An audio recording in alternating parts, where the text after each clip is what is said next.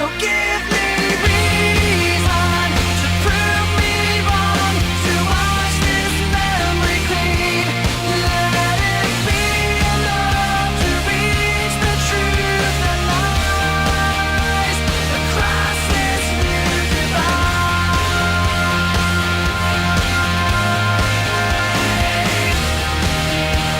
Across this new divide.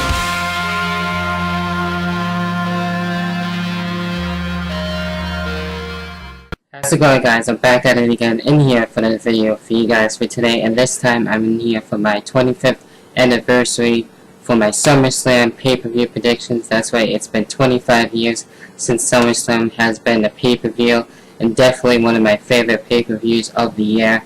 And going with past SummerSlams, I would show you my favorite ones, but I'm not exactly home right now in North Carolina. I'm still in New York for the next couple of weeks, and I'll be back in time.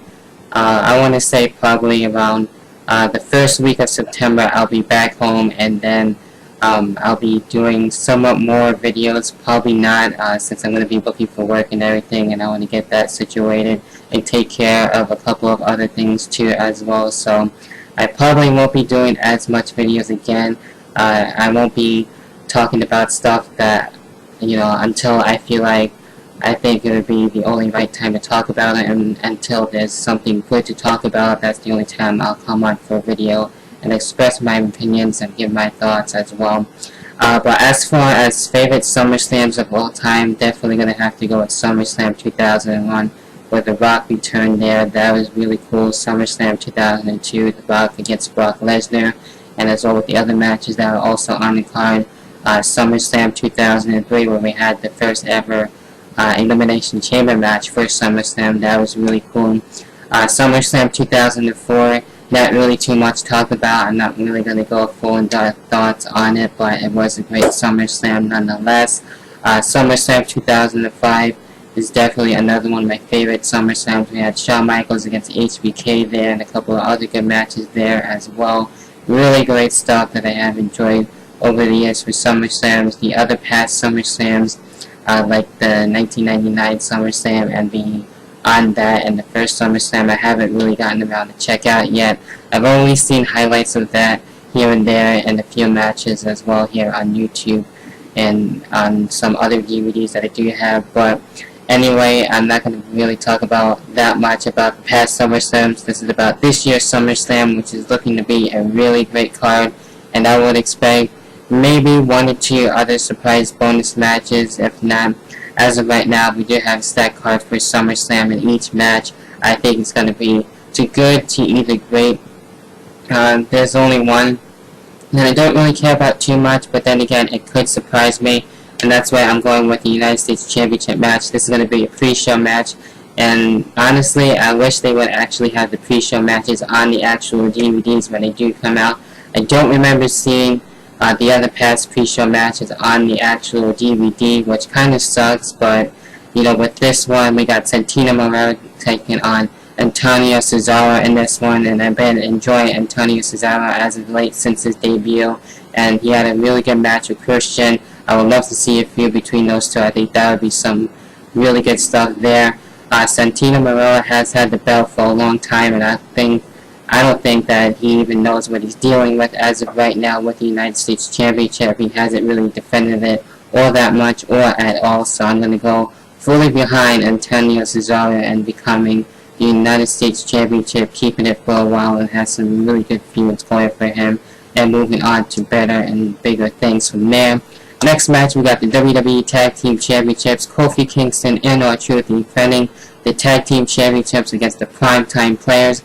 And it's really going to be weird, like it was on Monday, not seeing Abraham Washington and the Primetime Players would be making more millions and billions of dollars if Abraham Washington was there. I would love to see him back, but if he doesn't, then that's all fine.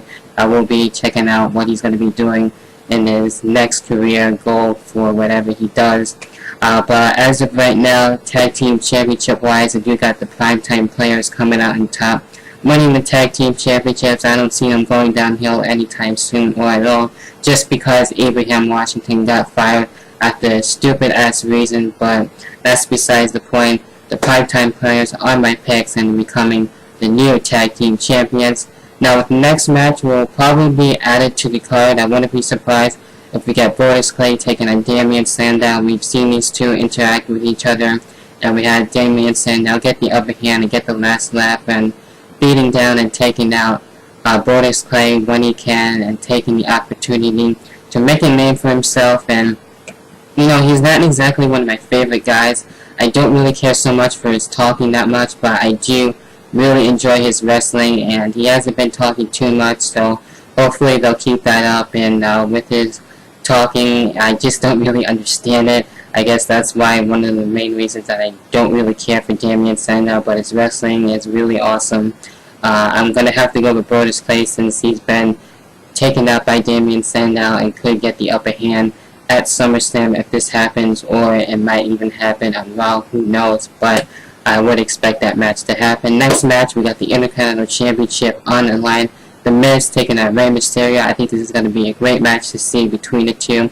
I would love to have Rey Mysterio become Intercontinental Champion, and I'm not too sure if that's going to happen. Maybe at Night of Champions would be the next best thing, since The Miz just recently won it, and The Miz is looking to be doing better things here from doing his movie not too long ago. And I do see, however, The Miz sadly retaining the Intercontinental Championship and defeating Rey Mysterio, continuing the feud, and I'm still going to enjoy it nonetheless, and kind of don't mind on who wins either or between those two.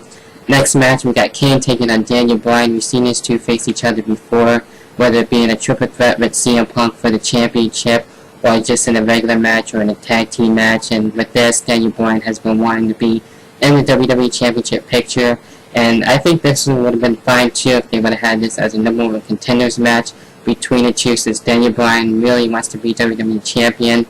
And I'm going to have to go with Daniel Bryan as my main pick on this one. And if Kane wins, hey, that's fine, but I think Daniel Bryan should get the win here, and I'm going to be going yes, yes, yes with Daniel Bryan here, even though he's going to be saying no, no, no, as he's been pushing it as of late. But hey, that's my main pick, and that's who I'm going to be sticking with. Then we got Chris Jericho taking on Dolph Ziggler. This is going to be awesome. This feud has been awesome so far, and I cannot wait for this match. And we've seen what these two can do in the triple threat match with The Miz, like we've seen on Raw lately. And this has been shaping up to be something really awesome for SummerSlam. And with this, I don't really care who wins this match, even though the win should be going towards Chris Jericho. Dolph Ziggler saying that Chris Jericho doesn't have what it takes to win it anymore, whether it be in matches or championship matches or at the Royal Rumble. Since his return, that Chris Jericho hasn't really been winning as much as he should be.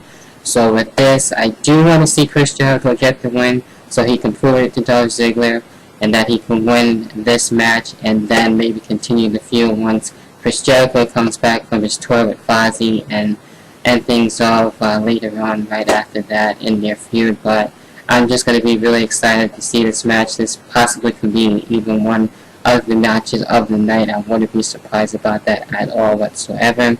Then we get into Triple H versus Brock Lesnar in a match that I've been wanting to see for a hell of a long time. This has been built up since No Way Out. It's been that long. It seems like it's been like a fucking year that this match wasn't going to be actually happening, and I just wanted to happen at the last pay-per-view. That's because I wanted to see these two go at it, and this is going to be a really great Raw, war between these two. And what we've seen on Raw was really the icing on the cake that left me speechless, and I didn't even know what to think. I just really want to see this match, and now this Sunday it's going to be happening. The perfect storm between these two. It's going to be one hell of a fight, and I don't know if Shawn Michaels is going to come back after that with Brock Lesnar just breaking his arm. That was fucking crazy as hell. And I don't know if Shawn Michaels is going to be at Triple H's corner. He might. He probably just will be there with the cast and everything and not do as much as he would want to. But I think my mind is made up. As much as I am a fan of Brock Lesnar, I do want to see Triple H get the win. Just a matter of fact, because Brock Lesnar took out his friend, and he's been really just heating things up with this rivalry, especially Paul Heyman talking about Stephanie McMahon and her kids and everything, and getting the family involved.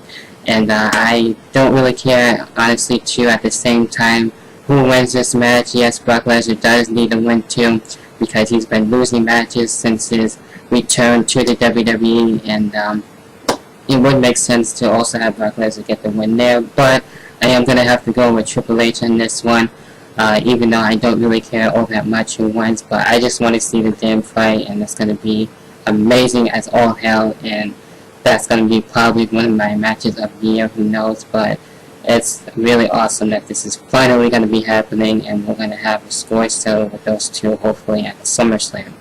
Now getting into what will probably most likely be the main event, WWE Championship match between CM Punk, and as well we got the Big Show and John Cena all in this match, and CM Punk has been wanting to be in the main event, but now he's going to probably have that opportunity at SummerSlam, and CM Punk also looking for some respect out of the Big Show, John Cena, and as well with the WWE as well, and I do have CM Punk coming out as the winner of this match and retaining. If the Big Show wins, that would be kind of cool.